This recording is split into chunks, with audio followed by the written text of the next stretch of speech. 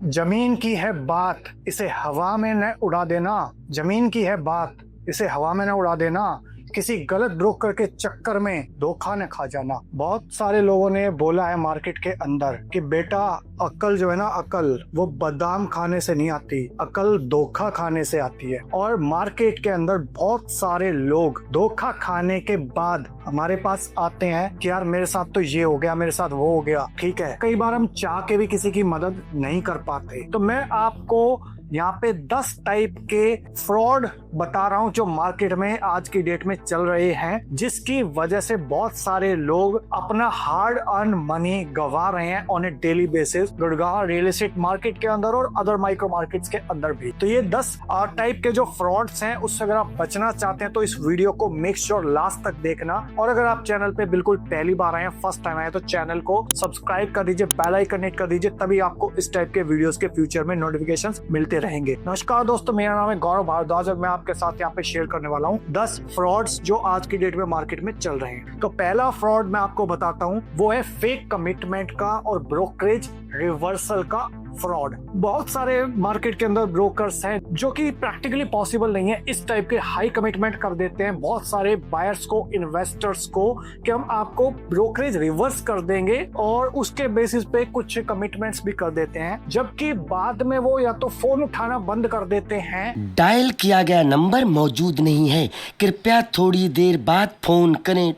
या फिर ऐसा प्रतीत करते हैं कि यार मेरे XYZ उसकी गलती थी, मेरी एम्प्लॉय की गलती थी, ओके, और because of that I am not able to honour his commitment, क्योंकि उसने कमिटमेंट करा था, मैंने थोड़ी करा था। जो डिसीजन मेकर है आपका उस तक पहुंचना कई बार मुश्किल हो जाता है। ऐसे हमारे पास कई लोग आए थे, जैसे स्मार्ट और 1DXP प्रोजेक्ट था, वहाँ पे लोगों को ऐसे फेक कमिटमेंट करे गए कई ब्रोकर्स के द्वारा जो बाद में फुलफिल नहीं हुए और बहुत ही क्रिएटिव तरीके से ब्रोकरेज रिवर्सल के उनको प्रॉमिस करे गए। ठीक है, सो अगर आप भी इस टाइप के एक्सपीरियंस है तो कमेंट सेक्शन के अंदर आप बता सकते हो। सेकंड टाइप का जो फ्रॉड चल रहा है वो है रेट के अंदर मार्जिन का मैनिपुलेशन, जो बहुत सारे ब्रोकर्स के द्वारा करा जाता है। अब फॉर एग्जांपल अगर कहीं पे कोई डील है, कोई एक्स रेट के ऊपर आ रही है और ब्रोकर आपको वाई रेट बता रहा है, कहीं ना कहीं आपको कोई शक होता है, कोई शंका होती है, ठीक है, बट आप उस पर कर नहीं पाते। ठीक है, तो हो सकता है सेलर की ब्रोकर की बीच में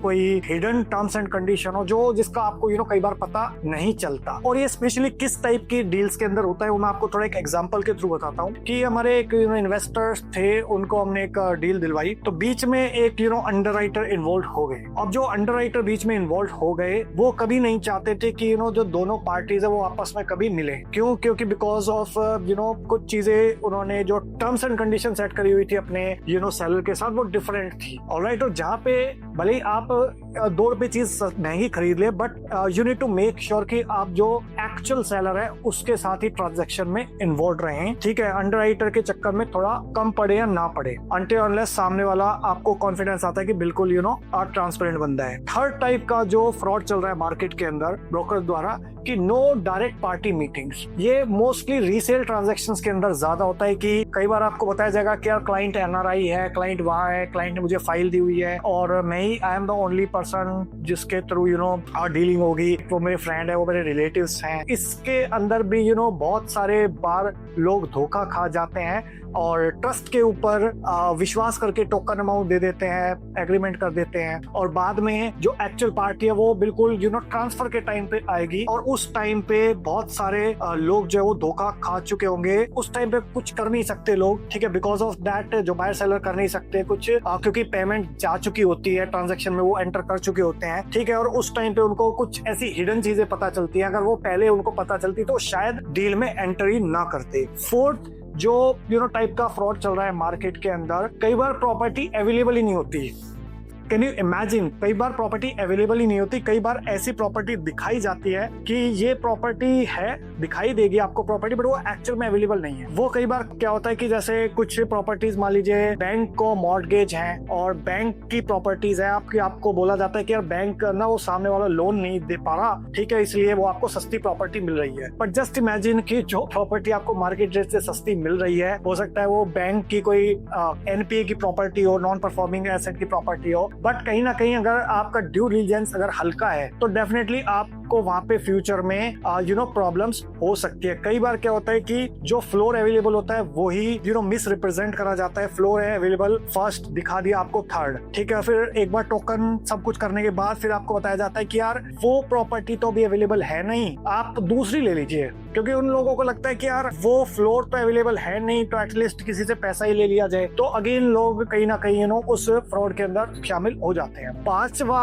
जो टाइप का फ्रॉड है वो भी रिसेंटली भी एक आया है, वैसे जनरली मार्केट में कई बार चलता है और आपको न्यूज़पेपर में भी उस टाइप के आर्टिकल दिखाई दे जाएंगे बड़ी आराम से, ठीक है। वो है डबल डीलिंग का फ्रॉड। डबल डीलिंग का मतलब क्या कि एक प्रॉपर्टी को 2 या 3 या 4 बार अलग अलग लोगों को बेच दी जाती है, ठीक है। अब ये कैसे होता है, क्योंकि प्रॉपर्टी के पेपर्स तो मान लीजिए एक पार्टी के पास हैं, बट जब तक वो कहीं ट्रांसफर या कन्वेंस डीड नहीं हो जाती तब तक पूरी पेमेंट आती नहीं, बट पार्शियल पेमेंट आ जाती है सेलर के पास और वो सेम प्रॉपर्टी मल्टीपल लोगों को बेच देता है। और इस फ्रॉड के अंदर बहुत बड़े बड़े बिल्डर्स भी कई बार शामिल हो जाते हैं। जैसे मैं नाम नहीं लूंगा, बट 114 के अंदर एक कमर्शियल प्रोजेक्ट है, वहां पे एक प्रॉपर्टी मल्टीपल लोगों को बेची गई। 109 के अंदर एक कमर्शियल प्रोजेक्ट है जिसका पोजेशन आ गया, जिसका ओसी डिलीट था, वहां पे एक प्रॉपर्टी मल्टीपल लोगों को बेची गई। रिसेंटली एक FIR हुई दर्ज एक सेलर के ऊपर, वहां पे भी एक प्रॉपर्टी 2 को बेची गई। 2 को इस तरीके से बेची गई कि जो पहले वाली पार्टी जिसको बेची थी उसने टाइम पे पेमेंट नहीं करी, ठीक है। बिकॉज ऑफ दैट वो एक तरीके से बयाना उनका मर गया, उन्होंने वो सेकंड पार्टी को सेल आउट कर दी। वो इन्फॉर्मेशन पहले पता नहीं चली,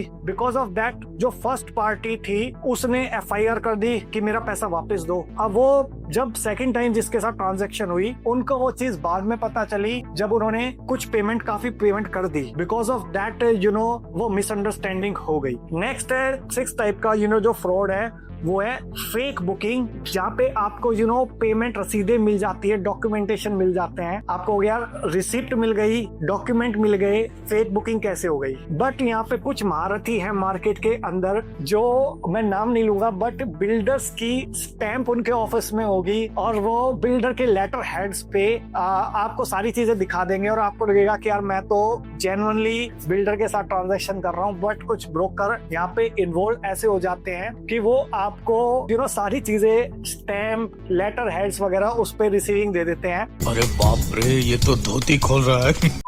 नेक्स्ट है 7वां जो टाइप का फ्रॉड है कि कई बार होता है कि अनक्लोज लीगल इश्यूज कई बार किसी ना किसी प्रॉपर्टीज पे पेंडिंग हो जाते हैं। कई बार क्या होता है कि फैमिली कोई डिस्प्यूट है, ठीक है, कि फैमिली में किसी का लीगल प्रॉब्लम चल रही है और वो आपसे चीजें छुपाई जाती हैं। अगर कोई कोर्ट केस चल रहा है वो आपसे छुपाया जाता है, ठीक है। टाइटल कई बार क्लियर नहीं होता, वो आपसे चीजें छुपाई जाती है और आप प्रॉपर्टी के ट्रांजेक्शन में एंटर कर जाते हो और बिकॉज ऑफ दैट आपको बाद में पता चल जाता है जब आपने पेमेंट कर दी है। नेक्स्ट जो टाइप का फ्रॉड है वो है collusion with builder for bias deals. अगर मान लीजिए किसी पर्टिकुलर चैनल पार्टनर को, ब्रोकर को, अगर कोई पर्टिकुलर बिल्डर अगर ज्यादा कमीशन दे रहा है तो वो उस प्रॉपर्टीज को ज्यादा पिच करेगा एज कम्पेयर टू जो प्रॉपर्टी हो सकता है आपके लिए ठीक हो। तो वो स्पेसिफिक बिल्डर्स को प्रमोट को इसलिए कर रहा है कि हो सकता है उसको वहां पे शायद ज्यादा कमीशन मिल रहा हो, रादर देन जो प्रॉपर्टी हो सकता है आपकी स्पेसिफिक नीड्स और रिक्वायरमेंट्स को मीट आउट करे। बट कई बार आप आंख बंद करके अपने फ्रेंड्स पे, रिलेटिव्स पे,